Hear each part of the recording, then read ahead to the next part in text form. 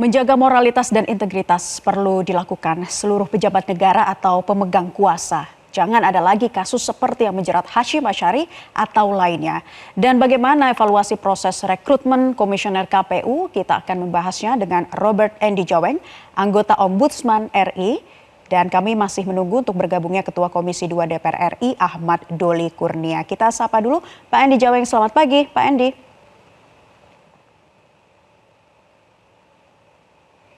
Selamat pagi, Pak Endi Jaweng. Pak Endi sudah bisa mendengar suara saya dari studio, Bapak? Sudah mendengar, Mbak Naila ini? Ya, betul, dengan Naila Husna. Ya, Pak Endi, bisa Naila, Anda sampaikan yang menjadi catatan dari kasus asusila yang menjerat Hashim Asyari? Ya, sebenarnya tidak spesifik ke Pak Hashim ya. Saya kira ini pesan umum saja untuk semua pejabat publik, penyelenggara negara, aparat pemerintahan, bahwa soal moralitas itu adalah mahkota dari suatu jabatan. Dia lebih tinggi dari sekedar soal benar salah secara aturan atau kepatuhan pada regulasi.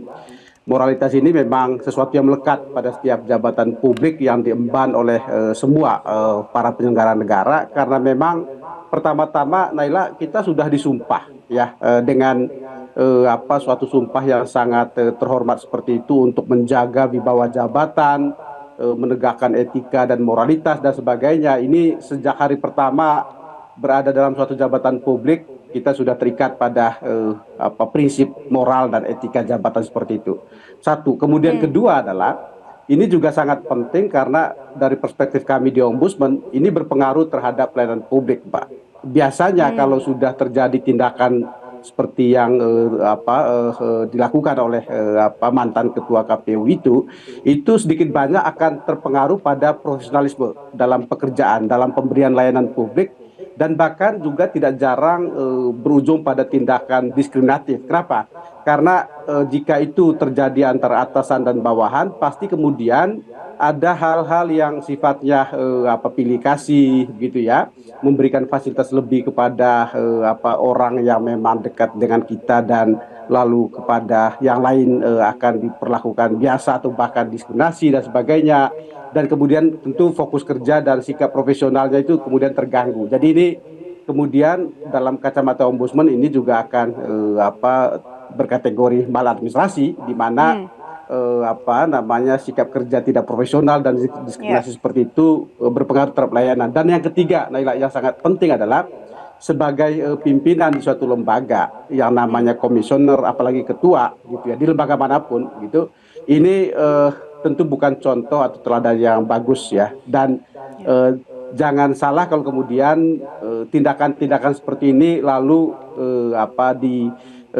diikuti bahkan oleh bawahan kita, jika itu tidak terjadi suatu mitigasi resiko yang menular kepada para bawahan. Jadi memang saya kira apa yang sudah diputuskan oleh DKPP maupun juga kejadian-kejadian di berbagai tempat yang lain ini hendaknya menjadi pemberi pesan ya, pembelajaran bagi kita untuk bersikap hati-hati terhadap hal-hal yang sesungguhnya Naila, di dalam jabatan publik itu sudah cukup jelas kok ya, bagaimana menjaga etika dan moralitas itu terhadap hubungan dalam pekerjaan, terhadap pelayanan publik, dan juga integritas dan sebagainya, itu sebenarnya cukup jelas sebenarnya. Tinggal kemudian berpulang kepada masing-masing. Dan saya kira kalau sudah pimpinan itu kan levelnya tidak lagi sesungguhnya bersandar pada ada atau tidaknya aturan, terbentuk atau tidaknya sistem yang ada gitu ya, tetapi sudah kepada karena pimpinan itu harus setingkat lebih tinggi dari moralitas atau etika yang dimiliki oleh jajaran staf, apalagi oleh orang-orang kebanyakan, saya kira. Integritas dan moralitas ini sebenarnya basic sekali ya, etika yang harus dimiliki oleh Ketua KPU begitu, memimpin kelembagaan. Selain Ketua KPU dan beberapa anggota KPU juga yang langgar etik, apa sih kalau yang Anda sorot ini Pak, yang harus dibenahi begitu ya dalam mungkin perekrutan pimpinan lembaga ini misalnya? Ya, kalau bicara hulu hilir tentu langkah penyelesaiannya harus komprehensif ya. Sejak kami ini ya di lembaga-lembaga negara, terutama yang melalui proses pengangkatan melalui rekrutmen terbuka gitu, memang sejak awal sesungguhnya rekam jejak itu sudah harus bisa teridentifikasi, yang bisa dilacak itu, Naila ya. Dan ini Hmm. berarti tugasnya panitia seleksi itu berat sekali gitu. Boleh jadi tidak kelihatan dalam sejarah hidup dari seseorang itu mungkin belum terlalu terlihat, tetapi begini, Naila, orang kalau sudah Ya. diberikan jabatan, sudah diberikan kekuasaan, karakter aslinya akan muncul gitu ya. Karakter aslinya itu jadi ini bukan sesuatu yang baru ya. Jabatan itu hanya kemudian memperjelas dan mengungkapkan seperti apa karakter yang mungkin sebelumnya tersembunyi atau sebelumnya tidak terlalu kelihatan aksentuasinya. Tetapi dengan jabatan yang ada itu memang harus benar diprediksi. Resiko jabatan itu akan membuat sesuatu yang tersembunyi, sesuatu yang tadinya biasa saja lalu terungkap secara lebih vulgar gitu. Maka memang pansel itu harus bisa lebih sensitif, lebih peka dalam melihat karakter seseorang. Kan dalam kepanitiaan, dalam proses seleksi itu banyak alat bantu yang diminta gitu ya. Banyak sekali jenjang atau tahapan proses yang harus dilalui, banyak sekali lembaga yang terlibat dalam suatu seleksi.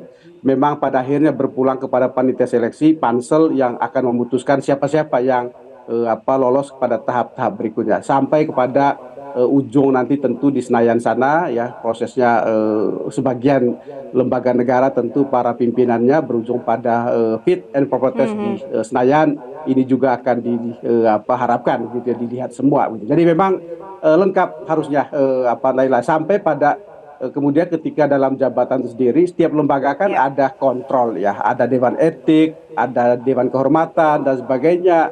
Ini juga saya membayangkan begini, tugas DKPP itu ke depan mungkin Naila ya, maupun juga dewan etik di lembaga-lembaga lain tidak saja menjadi pemadam kebakaran. Artinya Hmm. tidak setelah kemudian sesuatu terjadi baru diproses. Tentu itu satu tugas yang dimandatkan secara formal. Tetapi dalam kerangka preemptif, preventif atau pencegahan begitu, ini juga harus bisa terenduskan ya. Gelagatnya itu kan nggak ada yang tiba-tiba, Naila. Pasti ada gelagatnya, ada sesuatu yang sudah terindikasi mengarah ke suatu persoalan misalnya. Nah, Ya. ini juga bagian penting dari tugas Dewan Kehormatan atau Dewan Etik untuk bisa mengendus itu dan menyampaikan di depan semacam early warning system gitu ya.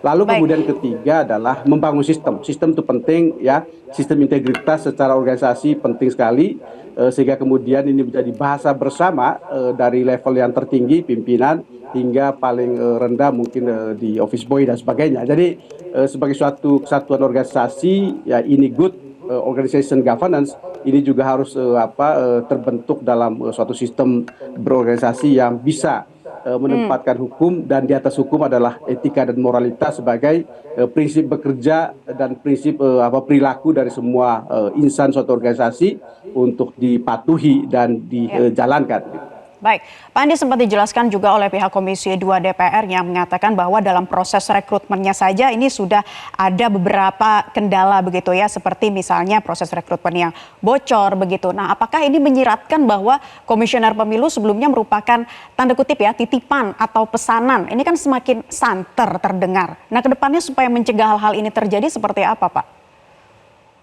Ya, saya tentu tidak dalam posisi untuk menjawab seperti apa proses di DPR karena itu adalah bagian dari proses di sana yang diketahui oleh DPR sendiri dan tentu saya sebagai bagian yang dinilai juga ketika masuk ke Ombudsman ini, Naila juga mengalami proses yang sama. Tentu kita semua berharap bahwa apa yang menjadi bagian dari mekanisme dalam pengujian di Senayan itu sungguh merupakan mekanisme yang terjaga gitu ya, tidak ada lagi yang bocor, tidak ada lagi titipan dan sebagainya. Tentu saja itu harapan kita, gitu. Tapi ini kan juga proses politik yang kita semua tidak tahu persis seperti apa cara ketika itu di proses begitu ya.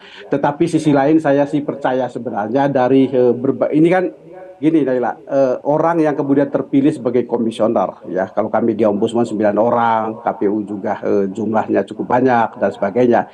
Itu bukan orang-orang sembarangan mestinya. Ini adalah orang terpilih gitu ya, orang yang berasal dari ratusan atau bahkan ada yang ribuan kandidat awal. Itu proses yang bertahap-tahap dalam setiap tingkat seleksi ini bukan proses yang main-main gitu ya. Dan kalaupun ada titipan itu saya nggak tahu apakah apa benar terjadi, tetapi yang pasti yang bersangkutan hingga pada tahap akhir itu melalui berbagai rangkaian proses yang panjang gitu ya. Nah, di setiap rangkaian proses inilah kita harapkan bisa terdeteksi sesungguhnya ya soal tidak saja soal kapasitas dan kompetensi, tapi lebih dari itu sebenarnya adalah soal moralitas, soal etika, integritas kalau Ya. dalam bahasa ombudsman. Karena ini pada akhirnya yang jadi pembeda nanti, Naila, ketika seseorang itu sudah berada dalam jabatan, kita tidak lagi terlalu banyak bicara soal kapasitas. Rata-rata kalau sudah terpilih itu pasti punya kapasitas yang mumpuni. Yang membedakan itu adalah apakah seseorang itu bekerja dalam mahkota integritas yang yang gemilang, yang prima, ataukah dia sesungguhnya orang yang hanya memanfaatkan jabatan saja atau kemudian Mhm. menjadi titipan tadi gitu ya. Itu Ya. yang nanti akan membedakan saya kira. Dan harus terus dijaga ke depannya, jangan sampai ketika rekrutmen hasilnya bagus namun di pertengahan jalan kemudian lagi-lagi melanggar etika. Ini tentunya menjadi perhatian walaupun kasus ini bersifat etika atau moral pribadi penyelenggara, tapi suka tidak suka mempunyai dampak besar terhadap kelembagaan. Terima kasih Pak Robert Endi Jaweng, anggota Ombudsman RI sudah bergabung di kesempatan Selamat Pagi Indonesia kali ini. Jelajahi cara baru mendapatkan informasi. Download Metro TV Extend sekarang.